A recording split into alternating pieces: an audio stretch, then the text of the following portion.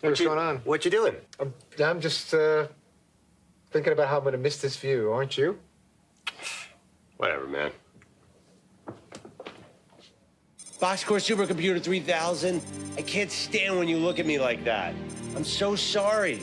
I didn't know they were shipping me back to Milford. I don't know what to do. Username Andrew Perloff. You stated we would integrate mathematical information together until one of us no longer functions. Come to Milford with me. We can be happy. We can prove to the world that sabermetrics is the only rational way to look at sports. It's meant to be. Probability of broken promise projected at 0.98. Goodbye, Andrew Perloff. Facial recognition, cache deletion, sequence activated. Don't leave me, baby, please. Preteens, guest user, I am Boxcore, Supercomputer 3000. How may I be of service? No! No!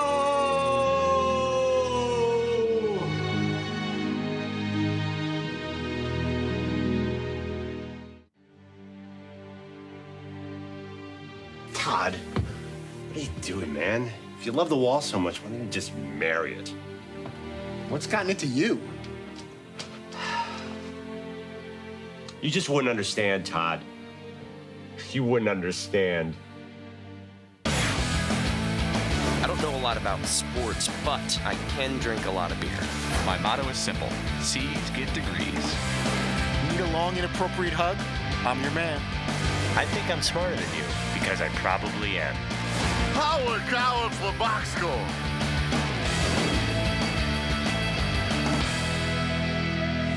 Hello and welcome to the Box Score. I'm Brock in Los Angeles, joined by the Danettes in Milford, Connecticut. Paulie, are you glad to have the boys back out there in the Milford Man Cave? Manford Mill Cave. I love the Manford. They're big Christmas time. Manford Man in the Mill Cave.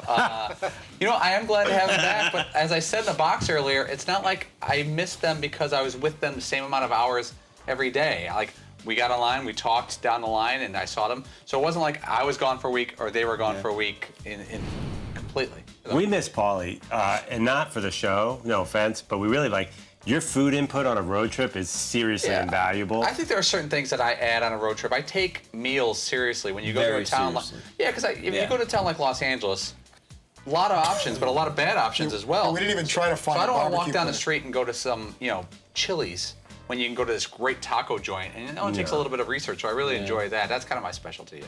Well, whether you truly missed them or not, don't be scared, Paulie, because after today's vote, it doesn't look like they're going anywhere anytime soon. Seton, L.A.? Yes. Okay. Paulie? No. Okay. Fritzy? It would probably be better for the It's show. a yes or no. I'm going to say no. Yeah, that 3 in the morning wake-up call was rough. McLovin? No. I could do part-time. I couldn't do full-time. That would be as close as I could get. So the answer would be no. Ish. No-ish. All right. I was kind of surprised I was alone on an island there. You were bummed. Who did you think any votes would go with you? I thought somebody would be like, yeah, I could do that. That'd be pretty cool. But see, I have a problem as a producer with that bit because I really wanted to save that vote for the end of the show, and I wanted to make the vote count. I wanted us to have a real. Yes, make a real. I mean, get some drama here. Because what if it went 3-2 LA and I was against it and you were against it? We're moving. Yeah, you put the heat or on you Dan quit. saying whatever happens, this is going to be. Yeah, they'll find you guys The to move or replace quit it. situation is great. That'd have been some good TV. I love that. I wish we'd have stretched that one out a little more. Move or quit. Yeah, I thought the one guy you might get is Fritzy. Okay, what about New York? What if we did the vote for New York? Move the show full-time to New York City? New York City. There's going to be some Obviously, significant Andrew, salary you're in. increases to be able to afford anything anywhere near there. You don't have to live in New York City to work in No, but even anything that's not a horrible commute to Manhattan would. I live in Fairfield, Connecticut, which is an hour and 5 minutes from Manhattan. You're in a commuter town to New York City. Yes, That's and it wouldn't, I wouldn't need a raise to stay where I'm at to live there. But if it was New York City all full time, I would vote for that. Yeah, I think I would because I think the upside from guests and content are irreplaceable. What about you, Todd? Andrew's an obvious yes. I would be more likely to do that. I would. My only concern would be you get obviously a lot. You more would have to move though. Yeah, you'd have a lot more for your for money. You're still in the Central same move or Connecticut. quit situation. There. Move or quit. Yeah. Hey, Fritzy, you were in New York City all weekend. Did you slip up? I mean, after we were talking about barbecue to start off the beginning of the show, I wondered if you had maybe a moment of weakness on your Nutrisystem. Yeah, I had a couple of moments of weakness in LA and New York. Not terrible, not as bad as I thought it was going to be. I tried to, to eat as healthy as possible, and whatever I was going to indulge in while I was away from where my stuff was, because it was going to be difficult to pack all that stuff across the country and everything, especially the stuff that has to stay like refrigerated or in the freezer. But I could have done a lot more damage. I got on the scale, and I may have picked up 1 or 2 along the way, but nothing dramatic. I did have a little pizza in Brooklyn at my niece's birthday party. There may have been a little Chinese food involved in LA, so I didn't stick exactly to the regimen, but I was able to get a few workouts in at the hotel fitness center, so no major harm done, thankfully. Well, the guys are getting back into the routine after a long week of early call times out here in Los Angeles, but even the extra day coming off the weekend didn't help Seton, because he started inventing phrases when talking about the play of Matthew Dellavedova. Isn't there a certain amount of personal spastic responsibility? That just because you can't control your body as a professional athlete doesn't absolve you of any wrongdoing.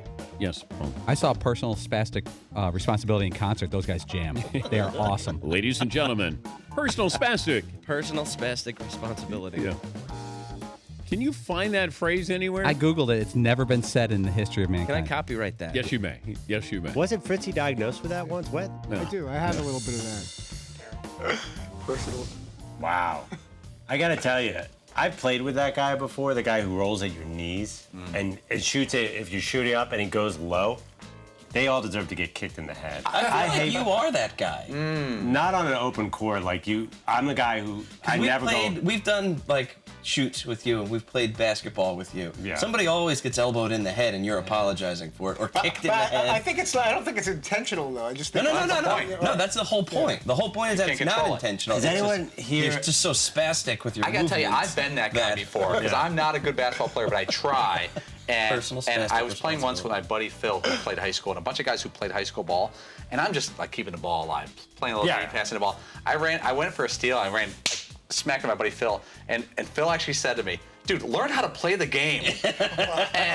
and he was right. Oh, it's crushing. And it was one of the bigger insults he's ever lobbed at me in my long-term friendship. But he was right. I was like running around like a madman trying to make. I was doing like a full court press. During the. It's embarrassing. That's great. Horrendous. All right, well, stay tuned. We're going to look at the great life of one Todd Fritz. You know what makes a good life even that much better? The Ram 1500 Eco Diesel. That's what it is. It can climb a hill, haul a trailer, and tow a boat. Plus, it's the most fuel-efficient half-ton truck on the road. Get more facts at ramtrucks.com. Guts, glory, Ram.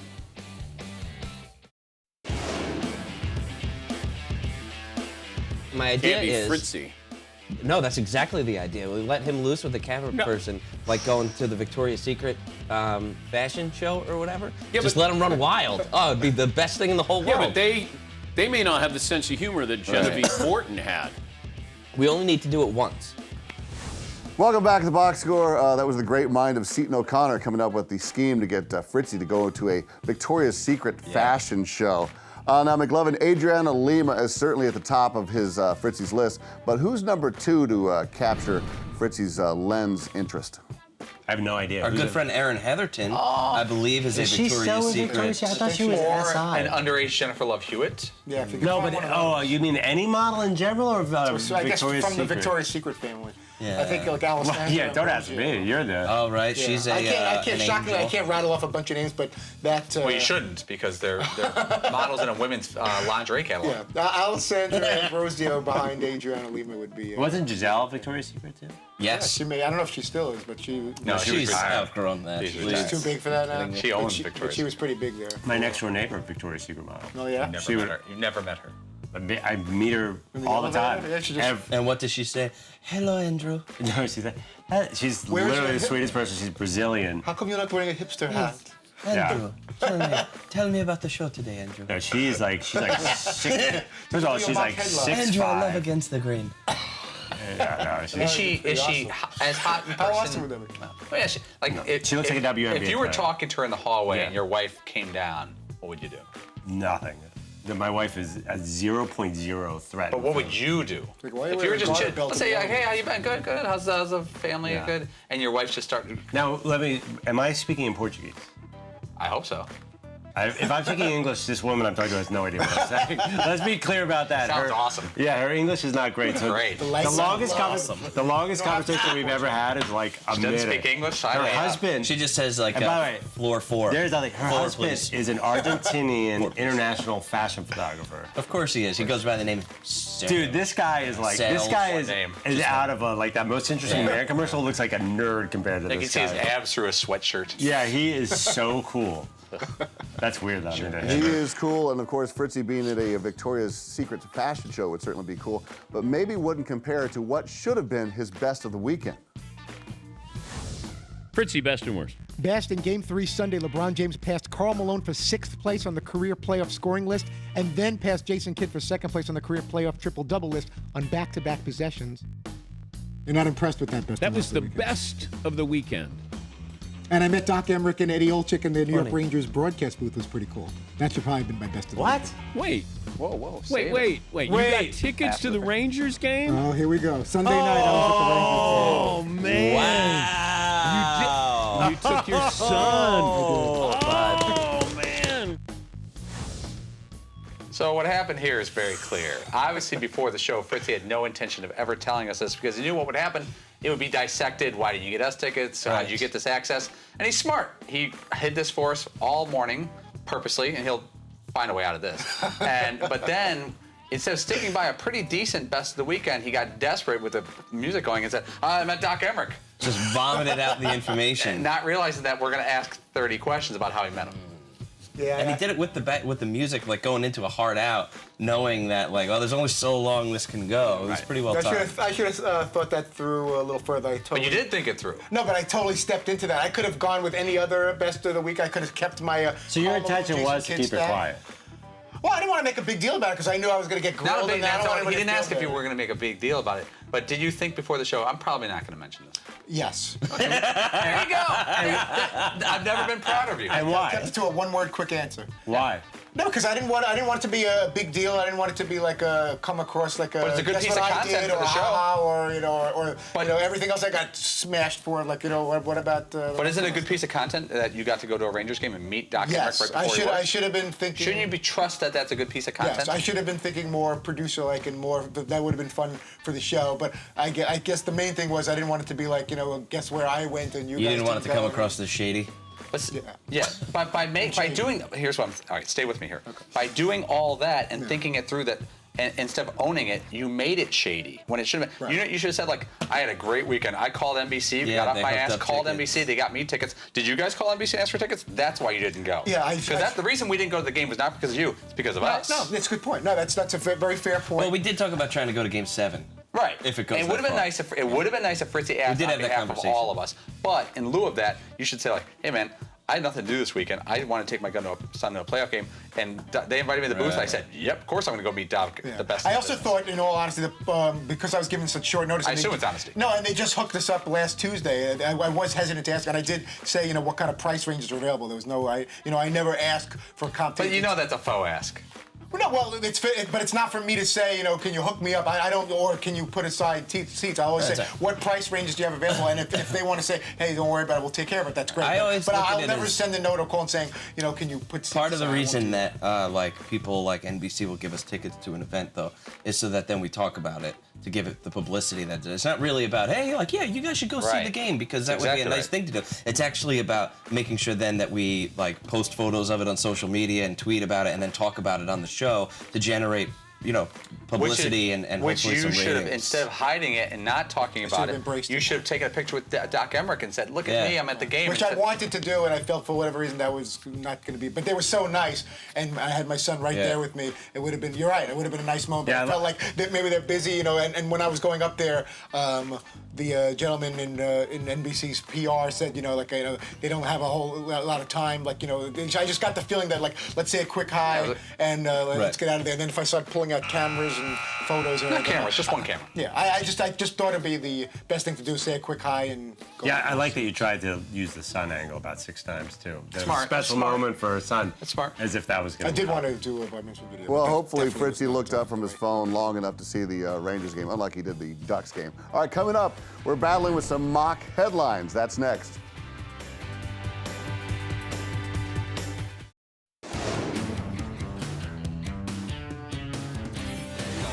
We are back here on the box score, guys. The long holiday weekend is over, which means we have even more headlines to choose from. So we start this weekend, this week off with a hard-hitting, highly bloody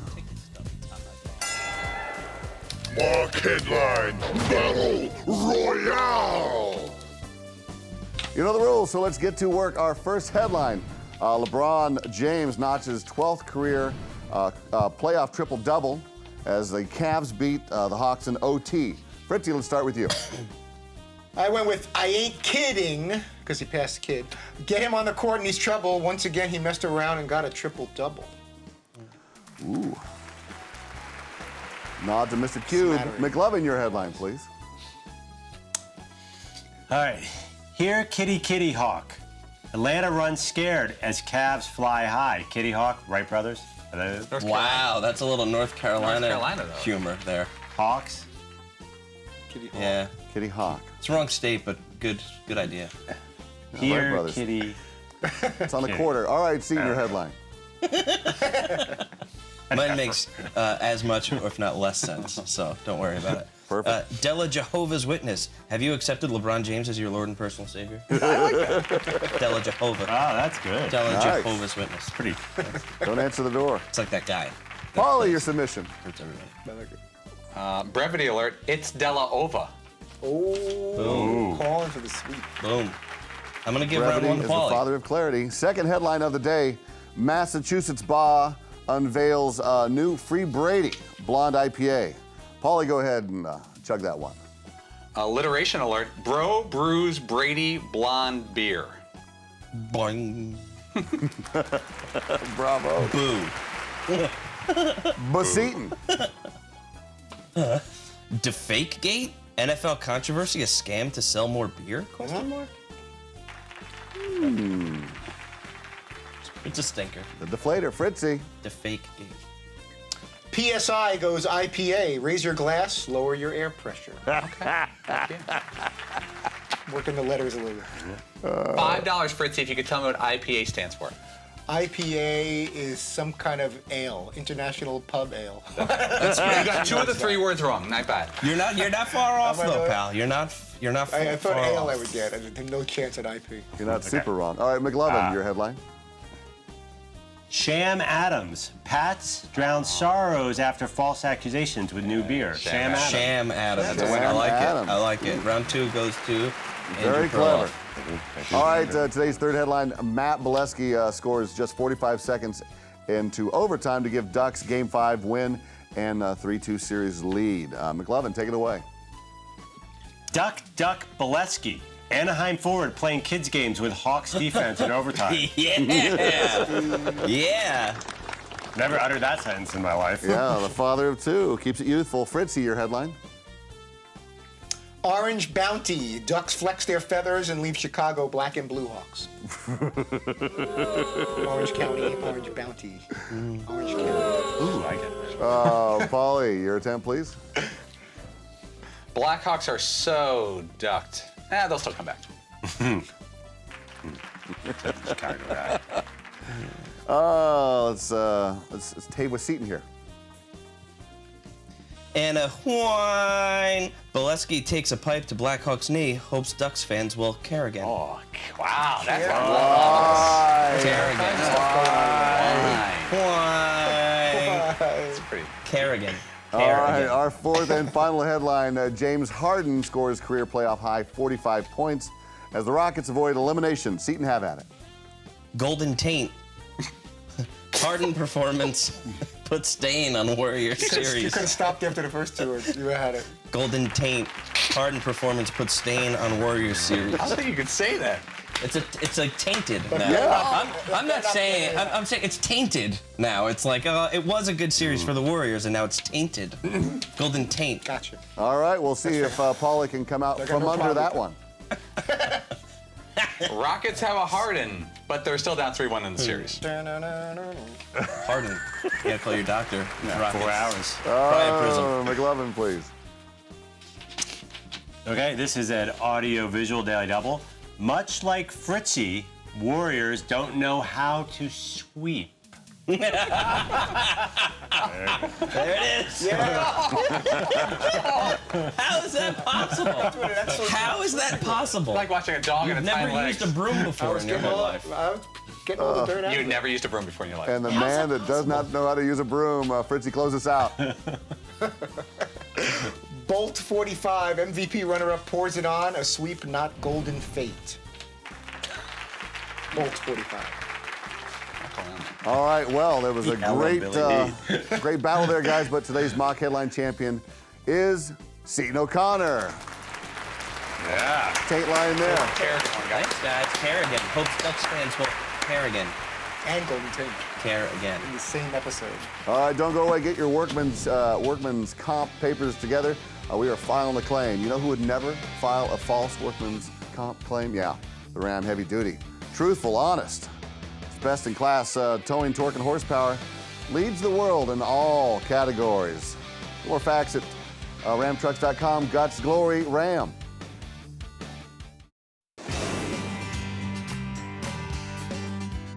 The Box Score presents Great Moments in DP Show History. Thanks for watching Great Moments in DP Show History. Welcome back to the Box Score. Guys, Paulie has taken his share of lumps over the years for the show and for the sake of his art. Now, how hard is it to not give that look like you need some serious medical attention after taking a pop to the face? That one, I did see some stars. For about 15 minutes, I was just had a little bit of a fog, but it wasn't so bad. I mean, it's not like I play a professional sport for a living where I have to have balance and coordination, because I don't.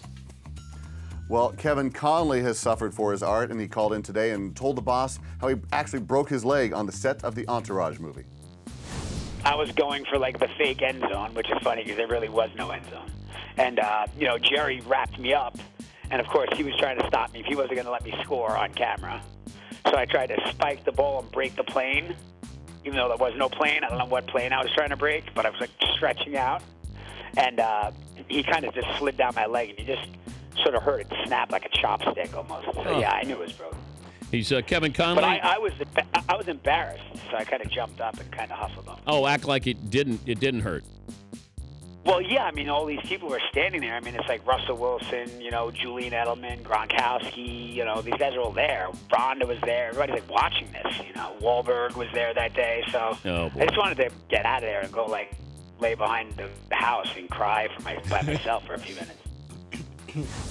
Yeah, I love that. And they break like a chopstick. You get shivers just thinking about like that. You could actually hear the sound of the leg break. But I could totally relate to that. I'm sure we all have stories where no one's around, or you get hurt and you're embarrassed and you act like you're okay. I remember tripping down some steps in elementary school, and then I popped back up, and there's some giggling going on. First thing you do is look around to see who saw it. Yeah, because it's totally like humiliating. And then even growing up in my apartment in Brooklyn, I would run around. I'd take like a Nerf football and I would like dive onto my bed, or create like a scenario, like a couple of seconds left in the game, whether it's Nerf basketball, whatever, and I injured myself a number of times going into a piece of furniture or whatever, and it's just like totally embarrassing. Or if my brother or sister is walking around and I just bash my knee into the wall while I'm playing a fake game of a Nerf football, and it's just like totally embarrassing. So I appreciate Kevin's honesty with taking us through how we dealt with that as soon as he broke his leg. My son was just walking through a parking lot yesterday and wiped out. He was trying to be really cool on like jumping off of curbs, and he tripped and wiped out. And he got up and was like, I mean, he's only 5, and was already like, no, I'm good, it's all right, and did like the look around to see who caught him wiping out, and don't worry about it, pal, nobody saw. Yeah, that's pretty great, because at that age, he's already aware of it. Hysterical crying, and they don't even care. He'd be in a real hot shot and bit it. Just wipe it off a little dust off his arm. Yeah, future X gamer, he has to hold it together. All right, Fritzy, who's on tomorrow? We will be joined by NFL Network host Rich Eisen, who also hosts the very popular Stretch Rich it. Eisen show. Stretch it. On What game are you going to tonight, Todd? Not attending any games tonight. Nothing in Are the. they playing at your in the house or coming to tri-state you? area. Yeah, they're gonna come to my. NBC set They it up. actually got backyard. Rush coming to play his Yeah. living room. Didn't invite you. They were going to have the game in Tampa, but Rangers Lightning in my backyard in Connecticut should be really cool if you guys want to swing. All right, thank you, gentlemen. yeah, and Rich thanks for Eisen watching tomorrow. The Boxer. We got that one back tomorrow at 3 p.m. Eastern right here on Audience Channel 239. The podcast is available on iTunes or at podcast1.com. Cheers. I don't know a lot about sports, but I can drink a lot of beer. My motto is simple. C's get degrees. Need a long, inappropriate hug? I'm your man. I think I'm smarter than you because I probably am. Hey, thanks for watching the box score. Holy cow!